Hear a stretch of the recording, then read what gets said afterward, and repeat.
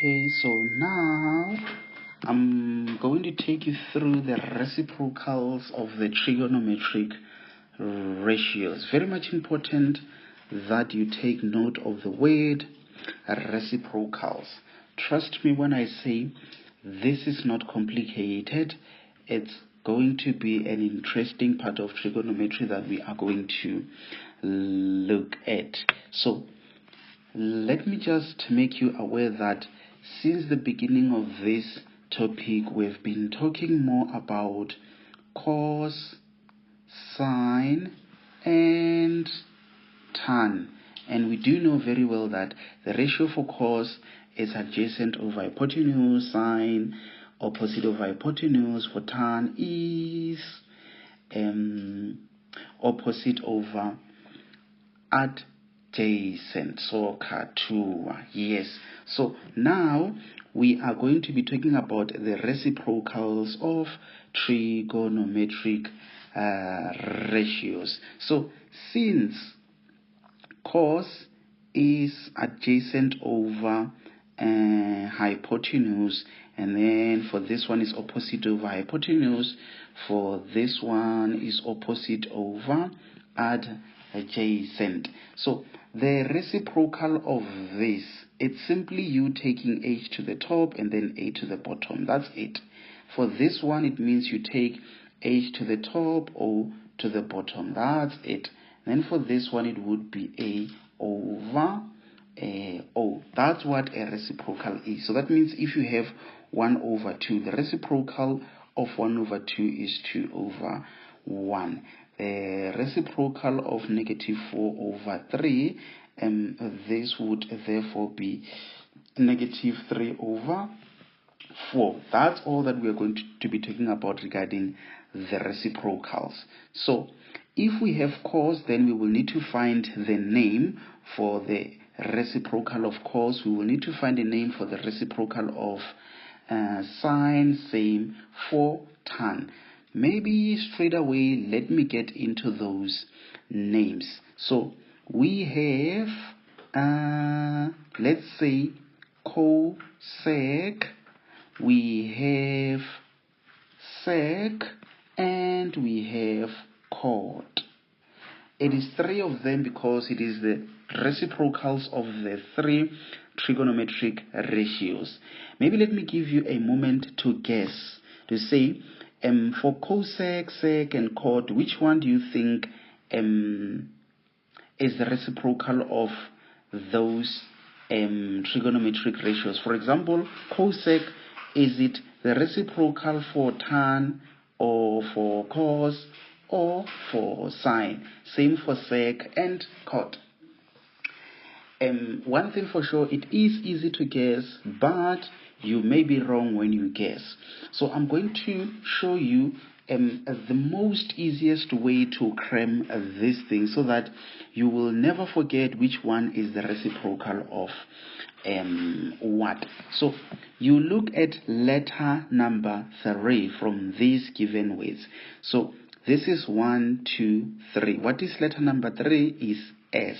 So this S stands for sine. So that means cosec, it is the reciprocal of sine.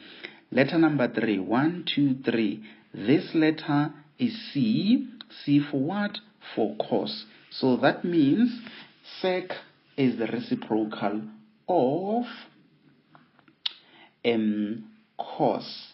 Letter number 3, 1, 2, 3. See there, letter number 3 stands for T. T for tan, which means cot is the reciprocal of tan. So maybe just so that it makes even more sense, let me start it this way to say what we know is that sine of an angle, we know it as opposite over hypotenuse. So what I'm saying is cosec, since it is the reciprocal of sine, it means cosec, you just swap h to the top, o to the bottom. That's it. So you are just swapping, and you just need to know which one is the reciprocal of which. So when it comes to cos, we do know very well that cos of whatever angle it is the same as adjacent over a hypotenuse, which means when it comes to the reciprocal, it will just be that h over a. That's it. It doesn't matter whether it is x over r or y over r or y over x. What you know is that when it comes to the reciprocals, you just swap. We know that for tan of an angle, the ratio for tan is opposite over adjacent. So that means when it comes to cot of an angle, it will therefore be equals to adjacent over opposite. So the teacher in your school can explain to you differently and say a sec or cosec, it doesn't matter. Sec of an angle, they can say it is the same as 1 over cos of an angle. It is still the same thing. I will show you just now. When it comes to, let's say, cosec of an angle, they can still say it is 1 over sine of an angle. Then even when it comes to cot of an angle, they can still say it is the same as 1 over tan. Let me prove it to you so that you will understand when I say it's the same thing. Remember that here is the same as you having 1 divided by cos. So it's the same thing as 1 divided by cos, which means it is the same as 1 divided. What is cos? We just said cos, it is adjacent over hypotenuse. From primary, we do know very well that when you're given this is the same as 1 multiplying then h over a. What will this end up being? 1 multiplies the h, then you end up having h over a. You see, it goes back to what I was explaining there to say it is actually h over a. Same thing here, it is same as 1 divided by, what is sine? We just said sine is opposite over hypotenuse, and this is the same as 1 multiplying, then you just swap, and then you have 1 multiplying the 1h, and then it becomes h over o. Same as this one for tan, is the same as 1 and then opposite over adjacent, which is the same as 1 multiplying, then you swap.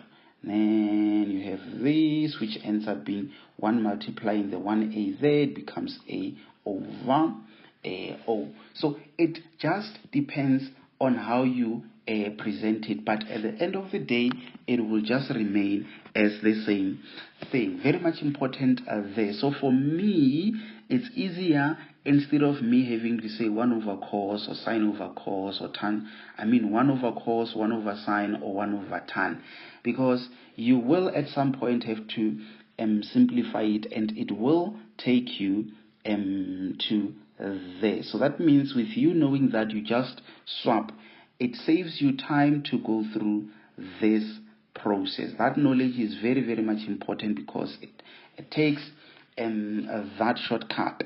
Okay, so maybe let's try to see if we can do some examples. Let's see, I'm just curious to know. Okay, so consider the following. This is an example that I'm having there. Let's see what's going on there. So I can see we have that. It must have this, so that is a right angle triangle. We have small letter k, capital letter K, capital letter N, capital letter M. So it will be small letter n, small letter m that side. So now they are saying sine of angle n, it will be equal to small n over small k. When they say sine n, that means the reference angle is that one. So sine is opposite over hypotenuse. Definitely n in this case is the opposite, and then k, it is the hypotenuse. And in terms of the reciprocal, it means the cosec of that angle n will therefore be equals to, you just swap. That's all that you do. You don't have to think much, you just swap.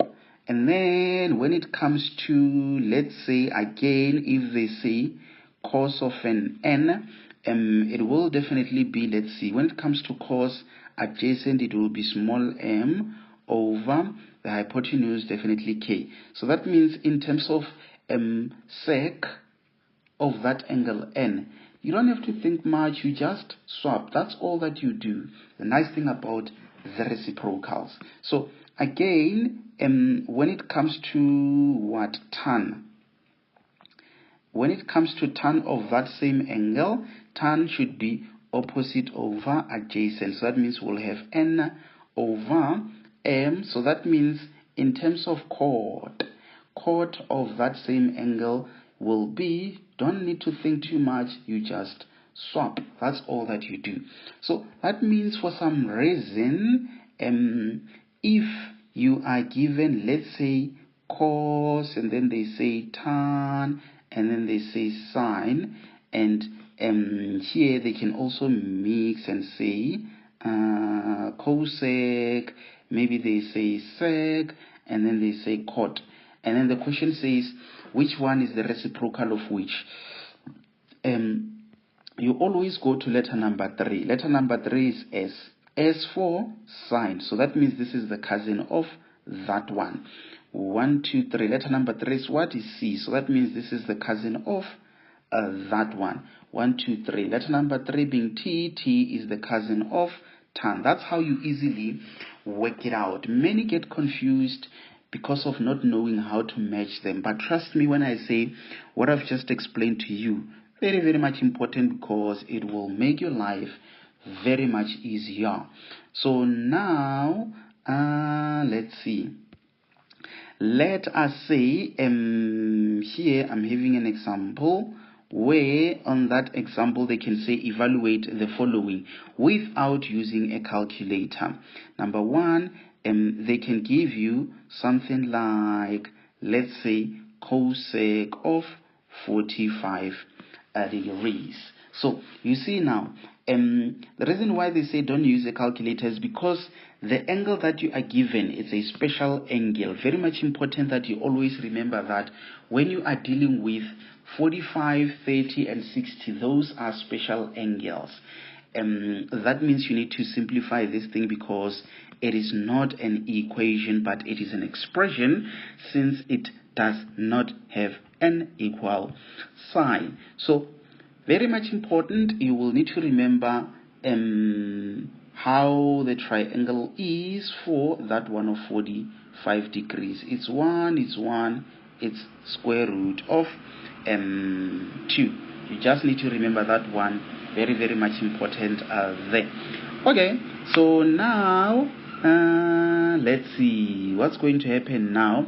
So that means in this case you will just need to remember that this is the reciprocal of sine, and we do know very well that sine is opposite over hypotenuse. So that means cosec for this one, it should be hypotenuse over opposite.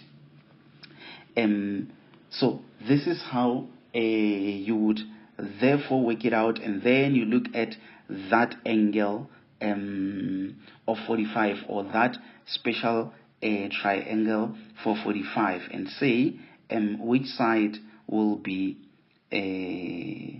what is it, opposite, and which side will be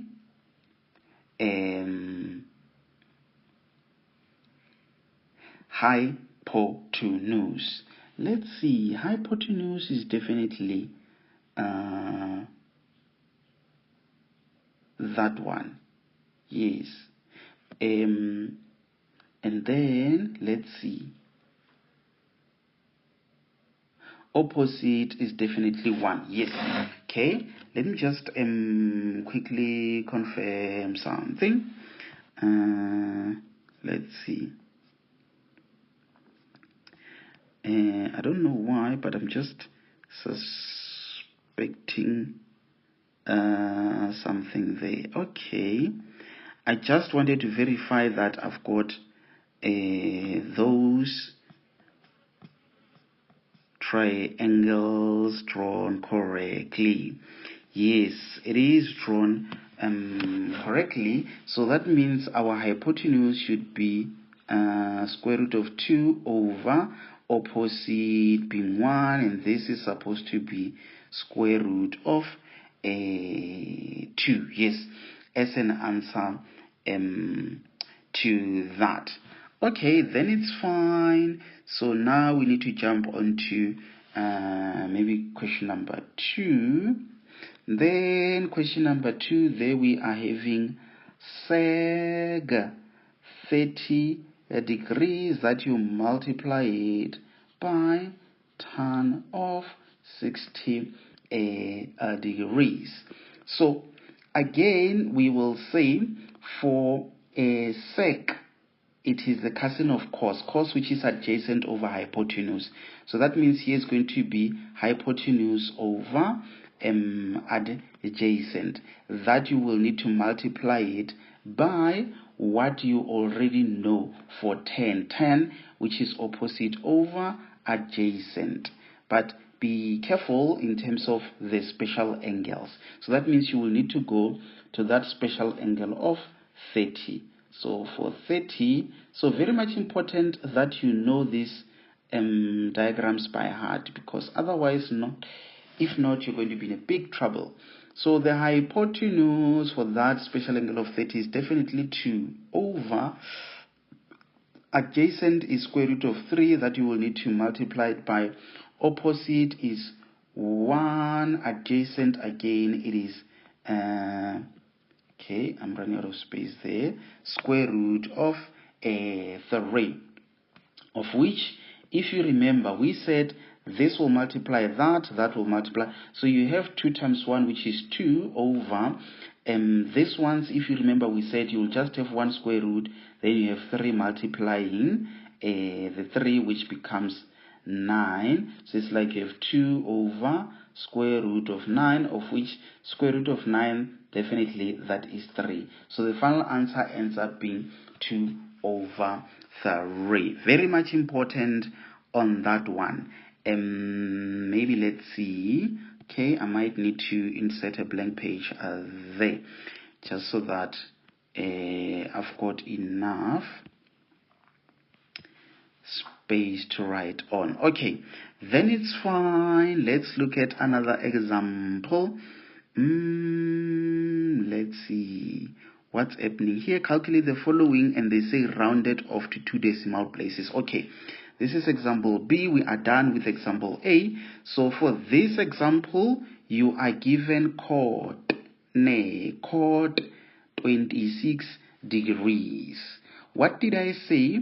So for this one, where the angle is not that of a special angle, this is where now you can write it as 1 over tan 26 degrees. And then from there you punch it on your calculator. So you will say 1 over tan 26 degrees. So it gives you 2, they said rounded off to 2 decimal places, then it becomes 0, 5. Yes, this should be the end of it. It's not an angle, but you just punched that expression. So that's how you would work it out in case if it is not a special angle, where they say round off to whatever. Another example, let's say you have sec 36 degrees, which is being added to chord, let's say 63 degrees. So again, sec letter number 3 for cos. So that means it is the same as 1 over cos 36 degrees. That you plus it with letter number 3 tan. So that means this is the same as 1 over tan 63 degrees. Then what I'm thinking is that you can now just punch it on your calculator. Yes. Just hold on. I want to verify if I have copied it correctly. Okay, then it's fine. So that means you will have 1 over cos 36 on the side that you need to plus it by 1 over tan 63 degrees, and then rounding off to 2, it gives that. Yes, I just punched 1 over cos 36 plus 1 over tan 63 degrees. Yes, because there is cot, there is sec, then for cos. Yes, this is exactly how you would work it out, honorable member. Let me just quickly check if I've got some more examples. I think I do have some more. Okay, so now let's see, what else are we having there? Okay, those examples I've just done. Yes, I think I've just done those are the examples. Okay, let's look at this one. It is example 17, where they say, without using a calculator, solve the equation. Okay, now they want you to solve the equation, and the equation must have an equal sign. So we are having cosec of an angle, which in this case is equals to square root of 2. And then they say that if this theta is a acute angle. So this statement again, it simply tells you that that angle theta, it's an angle which is between 0 and 90 degrees, because that is an acute angle. But you don't need to worry that much. As long as you can work it out correctly, you should be fine. How are we therefore going to deal with it without using a calculator? Because that is the most important thing, where they say do not use a calculator. What I know for sure is that S stands for sine. What if I say this thing is actually the same as 1 over sine of an angle being equals to square root of 2. Yes, maybe let me just leave it at that.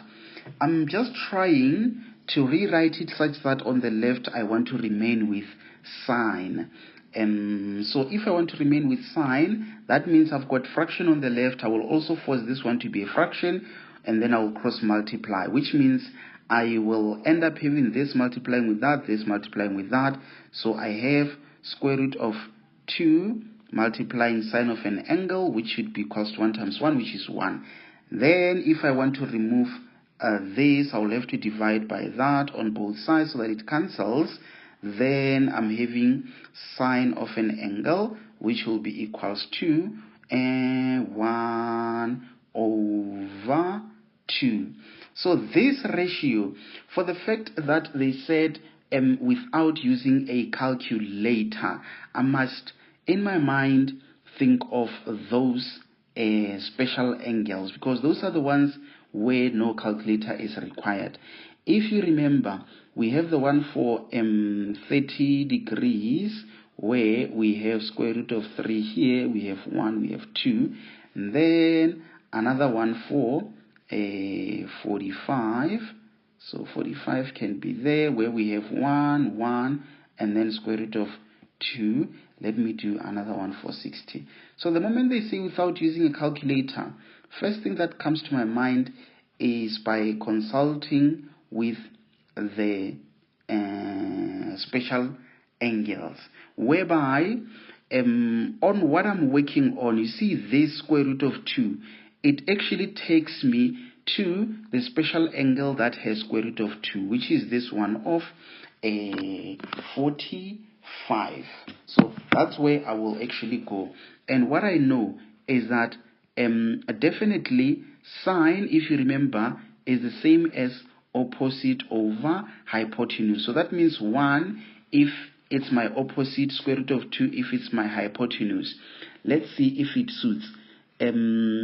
Yes, 1 is the opposite, and then yes, square root of that is the hypotenuse. So that means this angle, it is 45. So it's more like the angle could either be 30, 45, or 60. So you need to rewrite whatever problem that you are given nicely in a form of cos, tan, or sine, so that it will be easier for you to match it with one of those. In conclusion, we can therefore say actually our theta is 45 degrees. That's how you can work it out. Not that much easy. You might need to do it over and over again until it makes perfect sense. So just try to redo this same one until it makes a perfect sense. And once that is the case, then trust me when I say, if they say work out something without using a calculator, and they've just given you a hint where they say theta is an acute angle. So the moment they say without using a calculator, always remember your special angles. And the best way you can do is to try rewrite this thing in a form of sine, cos, or tan. Then from there you will compare to say between this and that, which one will suit the ratio that I'm having as my final answer, which is this one. So if, let's say, for example, you had to work it out and you end up having just sine of an angle, let's say is the same as square root of 2 as you work it out, just remember that you can force it to be a ratio. The only way to force it is to say divided by 1, because when you divide it by 1, it doesn't change anything. Then you will know what that is. Then you check from these 3, and then you check the one that has this and that has that, and then if it suits, then you will know that the angle is either 30, 45, or 60. That's how it works. So just remember that in case if you get stuck, you're expecting a ratio but it's not a ratio, you can force it by dividing it by 1. So what if now they give you an equation, and from that equation they now want you to round off? This one, it should be nicer because when you use a calculator, it's less complicated as compared to having to refer to those special angles. So now they say solve this equation and round off to 2 decimal places. Again, if theta is an acute angle. So that means you are expecting an answer which is between 0 and 90 degrees. You can do it in many ways. One of the ways, you can still say sec, it is the reciprocal of cos. So you can still say 1 over cos of an angle is the same as that 1,5. Then what you do, you force it to be a fraction, since on the left you have a fraction. The reason why you force it is so that you can cross multiply. That multiplying that will cross multiply with that. So you have 1,5 cos of an angle equals to 1 times 1, which is 1. Then from there, you will divide both sides by that so that it cancels completely. Then you remain with cos of an angle being equals to that 1 over that. Then you can just say angle is equals to that second function of that, or the inverse of that, whichever way you call it. Then you punch it on your calculator. Let's see, I will say shift cos, and then it's 1 over 1,5. You close that, you say it's equals to, it gives you 48,19 degrees because it is an angle. One of the ways in which you can work it out. Another way is for you to realize that for you to realize that if you have sec of an angle being equals to 1,5, what is 1,5 as a fraction? Let's see, it is actually 3 over 2. And then since sec is the reciprocal of cos, then if you change this to becoming cos of an angle, that means also this one you change it by just swapping. You see now, then you will just say angle should be equals to that, being that 2 over 3. Then you punch it. Let's see if it'll give us the same answer. Second function of, then it becomes 2 over 3 equals to, yes, it gives us a 48,19 degrees because it is an angle. So the reason why I had to teach you how to deal with the fractions is because I knew that at some point you're going to need that knowledge. So if you are not yet confident with the fractions, you need to go back to that introductory session regarding the fractions. Try to work it out, and then once you've done that, you will therefore work it out, master it, and come back to these problems. Because it's easy for you to know based on what I've explained. You say, the reciprocal of this is this, the reciprocal of this is this, the reciprocal of this is this. What may be challenging is to solve dealing with the fractions. So someone saying, I have a problem with this topic, the problem is not necessarily the topic itself, but it's the calculations where fractions are involved. So that's why you need to master calculations related to the fractions. Trust me when I say it is not that much complicated. You need to redo it over and over and over and over and over and over again. Do not just rush to doing an exercise, but try to watch this lesson as many times as you can. You can watch it for the first time, go attempt the activities. If you come across a problem which is challenging, go back to this recording, rewatch that part, and then attempt that. See how far you can go. And then if you get lower marks, you revisit it again until you master it, because there are more problems which are meant to be complicated than this, even though they are not necessarily complicated. If you can master how to deal with the fractions, I'm telling you, you are going very far. So I think for now I will just leave it here with the hope that you did understand everything. So I think for now I will just leave it here and say until we meet again.